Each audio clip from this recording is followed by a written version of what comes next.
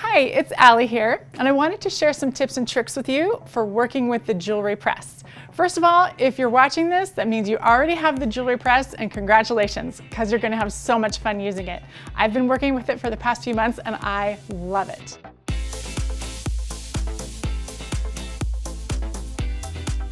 There are a few things I want you to know that will kind of help you as you start working with it, so let's get started.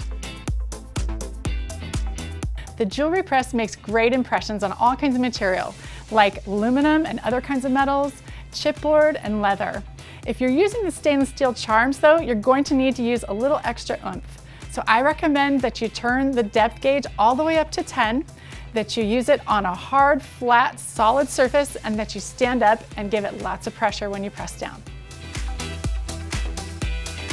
Because of the nature of mass producing the metal stamps, there could be little imperfections in some of the stamps, but that's okay. I think it gives it a homemade look because, well, these projects are homemade.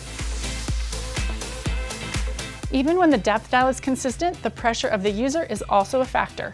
Make sure to be applying the same pressure to each stamp. The tool is made for 3mm and 4mm stamps. So when using our 3mm stamps, remember there's a little extra give, so be sure to wiggle the stamp around when you put it into the slot until it gets centered on the magnet. When stamping multiple lines, simply use your alignment sticker to get them lined up perfectly, and then adjust them on the base of the jewelry press as you're stamping them. I hope this helps answer some of your jewelry press questions. If you have any other questions, leave it in the comments below and we'll be sure to answer it. Happy crafting!